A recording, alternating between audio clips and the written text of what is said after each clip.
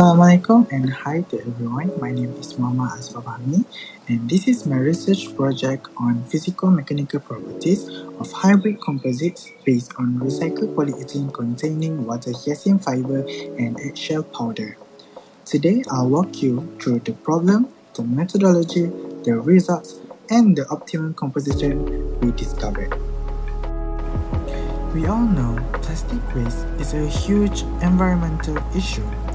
Polyethylene especially contributes significantly to global waste.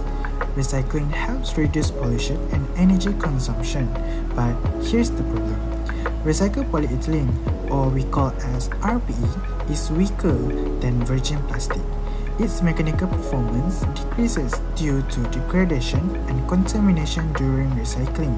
So, the question is, how do we improve recycled plastic without making it expensive or unsustainable? That's where natural reinforcement comes in. Water hyacinth fiber, or we call as WHF, is a natural fiber that can increase stiffness, but it has a problem. It's hydrophilic, while polyethylene is hydrophobic. That mismatch causes poor bonding. Eggshell powder, or we call as ESP, is rich in calcium carbonate and can increase stiffness. But if we use too much, it creates stress concentration and weakens the material. So the real challenge is, how do we balance both fiber and filler to achieve good strength, toughness, and moisture resistance? This study had three main objectives. First, to characterize the rPE field-treated WHF and ESP and its corresponding composites by FTIR spectroscopy. Second, to determine the mechanical and physical properties of rPE composite filled with hybrid WHF and ESP on its tensile strength, impact resistance, density, and water absorption. And the third one, to determine the optimum composition which resulted the optimum mechanical and physical properties of the rPE composite. Previous studies shows rPE degraded by thermal oxidation, contamination, and transition during processing. WHF can increase stiffness and ESP increases rigidity but may reduce strength at high loading. But limited studies combine both in rPE. So, this research explores that hybrid approach. Now, let's talk about how I did it. First, WHF was treated using 5% of sodium hydroxide. ESP was treated using 10% of sodium hydroxide. Both were grounded and sieved to 250 micrometers, and then the FTIR analysis were conducted to both WHF and ESP. Then compounding was done at 180 degrees Celsius using a melt mixer, followed by hot pressing, and then cutting the samples, and then prepared for testing. The testing included FTIR spectroscopy, tensile strength test, impact strength test, density test, and water absorption test. Everything followed ASTM standard. This is the formulation for hybrid composite of rPE, WHF, and ESP. The rPE will fit at 90% of the content, while the fiber and the filler loading ratio will fit at 10%. This allows comparison between single reinforcement and hybrid reinforcement. Now, let's look at the FTIR analysis of the treated WHF.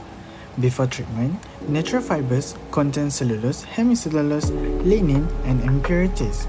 These non-cellulosic components can weaken interfacial bonding with the polymer matrix. After treating WHF with 5% of sodium hydroxide, we observed several important peaks. First, the broad peak around 3423 and 3294 corresponds to OH stretching vibrations. This is characteristic of hydroxy groups in cellulose. The presence of this peak confirms that cellulose remains the main structural component of the fiber. Next, the peak at 2919 indicates CH stretching in cellulose. The peak at 1620 corresponds to HOH bending vibration, usually associated with absorbed moisture in cellulose.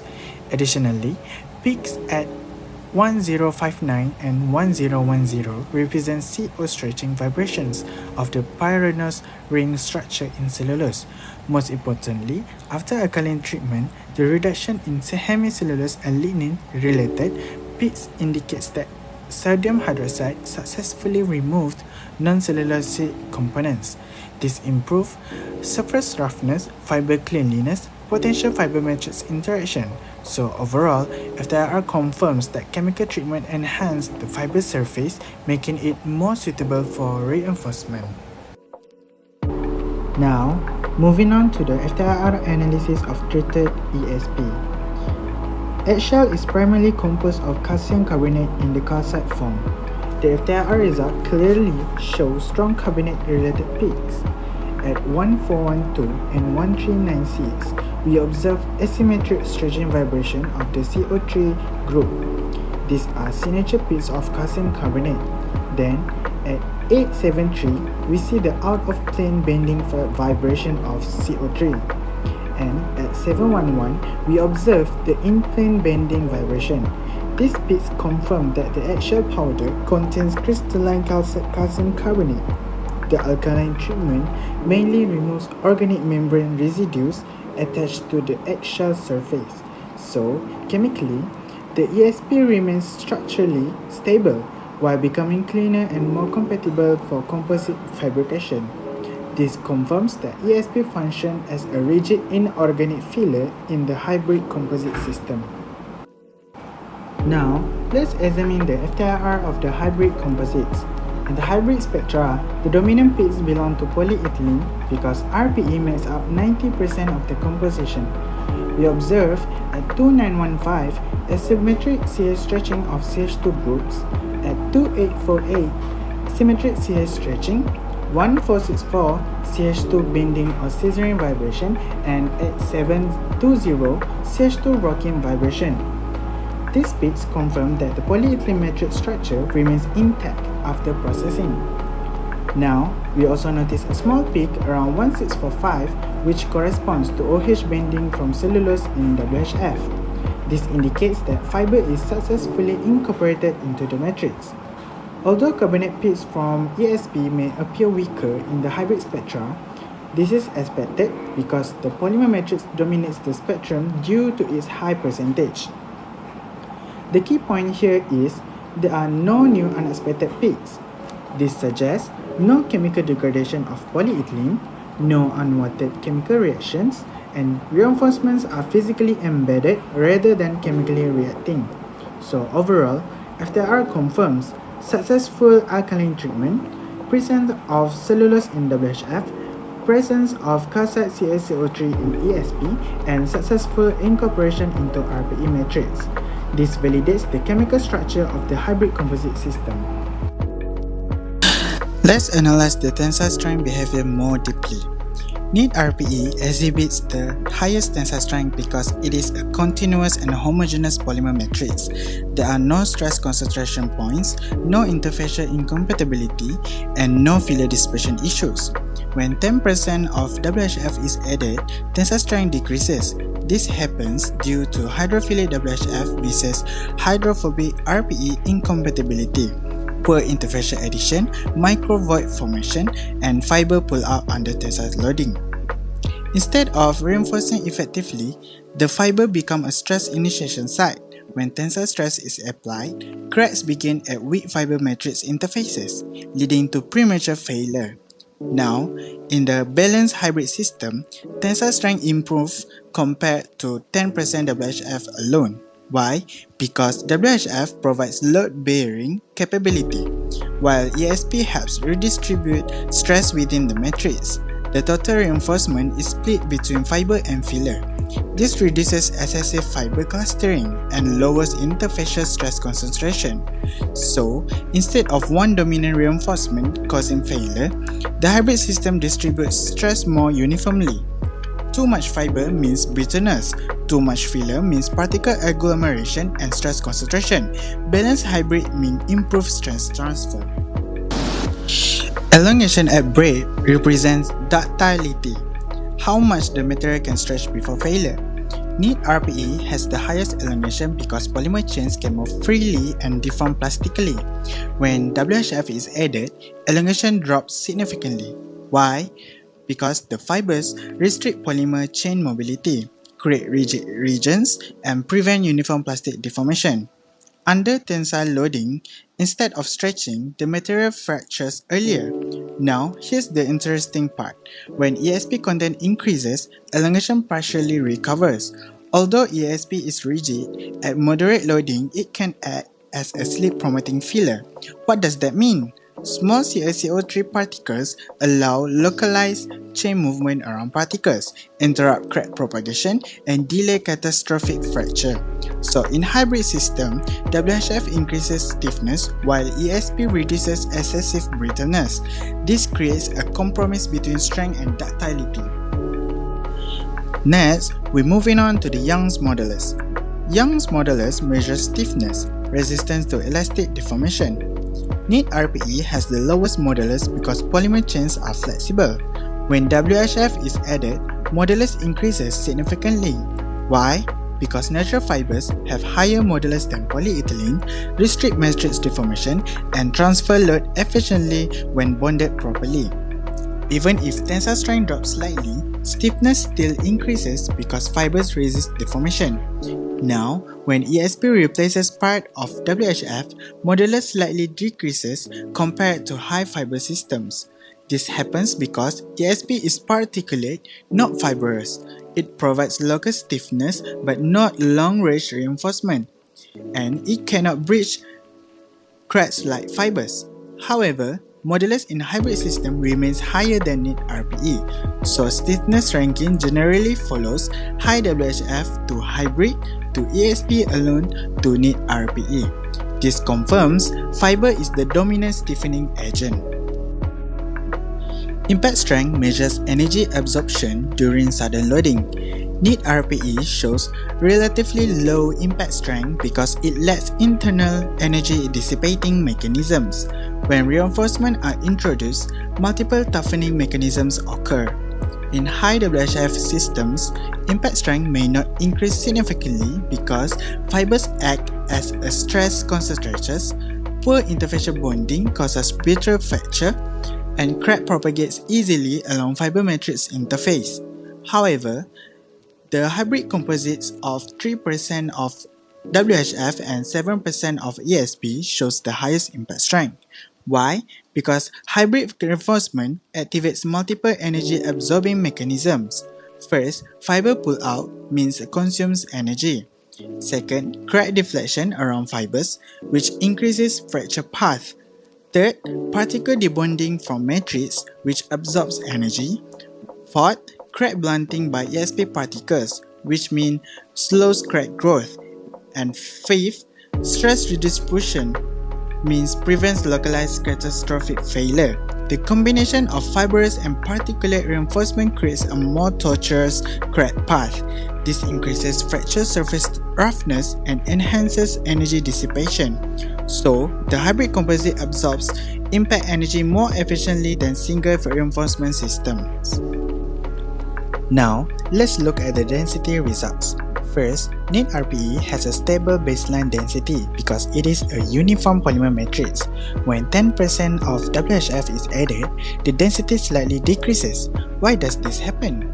Water hyacinth fiber has lower intrinsic density compared to calcium carbonate, irregular surface morphology, and porous internal structure. Because of this, when WHF is incorporated into rPE, it does not pack very compactly.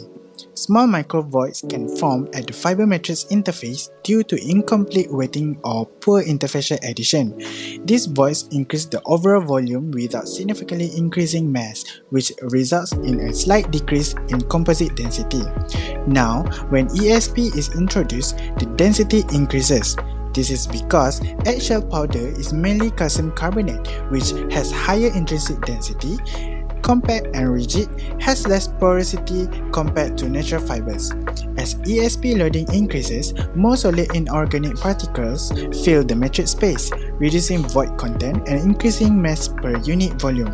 Interestingly, the highest density is observed in the hybrid system, particularly around the balanced compositions. This suggests good dispersion, reduced void formation, more efficient packing of fiber and filler within the matrix. However, at very high ESP loading, density may slightly drop again due to possible agglomeration or poor dispersion. So overall, density behavior reflects filler packing efficiency, void formation, and interfacial bonding quality. Now, let's move to water absorption, which is very important for long-term durability. Neat rPE shows the lowest water absorption. Why? Because polyethylene is hydrophobic. It does not contain polar groups, so it does not attract water molecules. However, when WHF is added, water absorption increases significantly. This is because water hyacinth fiber contains cellulose, which has many hydroxyl OH groups. These hydroxyl groups attract water molecules, form hydrogen bonding, and allow moisture diffusion into the composite. Additionally, the porous structure of natural fibers allows water to penetrate through capillary action. So higher WHF content means higher moisture uptake. Now, when ESP is added, water absorption decreases. Why does this happen? Eggshell powder consists of calcium carbonate, which is inorganic, less hydrophilic than cellulose, and more compact and less porous. ESP particles help to reduce void spaces, block moisture pathways, and improve filler packing. So, increasing ESP content reduces overall water diffusion into the composite. That's why the hybrid system with higher ESP show improved moisture resistance compared to pure WHF reinforced composites. In simple terms, WHF increases water absorption because it is natural and hydrophilic. ESP reduces water absorption because it is inorganic and dense. The hybrid system balance both. So now, the most important question. What is the optimum composition? The optimum composition of the hybrid composite was rPE, WHF and ESP composite at a balanced ratio, as it provided the best overall balance of mechanical and physical properties. While neat rPE exhibited the highest tensile strength and elongation, the balanced hybrid system improved stiffness, maintained good tensile performance, enhanced impact resistance, and controlled water absorption more effectively than single reinforcement composites. The synergy between WHF and ESP allowed efficient stress transfer, reduced brittleness, minimized void formation, and improved moisture resistance. Overall, this composition demonstrates that hybrid reinforcement is an effective strategy to enhance recycled polyethylene performance while supporting sustainability through waste utilization and circular economy principle. Although this study provides promising results, further investigations are recommended. First, SEM, scanning electron microscopy. SEM analysis will allow us to observe fiber matrix interfacial addition, detect void formation, identify ESP particle dispersion, and analyze fracture surface morphology after tensile and impact testing. This helps explain why certain compositions perform better mechanically. For example, fiber pull-out indicates weak bonding, smooth fracture indicates brittle failure, and rough fracture surface indicates energy absorption. So, SEM connects microstructure to mechanical performance. The second one is TGA, thermogravimetric analysis. TGA is important to evaluate thermal stability. It will allow us to determine the degradation temperature of the composites, weight loss stages, and thermal resistance improvement due to ESP. Since calcium carbonate is thermally stable, increasing ESP may enhance heat resistance. This is important for applications involving elevated temperatures. And the third one is particle size analyzer, PSA. Particle size plays a critical role in stress transfer. Using PSA will allow us to measure WHF fiber diameter distribution, determine ESP particle size before and after processing, and detect agglomeration. Smaller, well-dispersed particles can improve stress transfer, reduce stress concentration, and improve mechanical performance. This helps correlate microstructure with mechanical results. So these are the key references supporting this research. So that's my research on hybrid recycled polyethylene composites. If you found this interesting, especially if you're into polymer engineering or sustainable materials, don't forget to like and share. If you have questions about the methodology or results, leave them in the comments. Thank you so much for watching.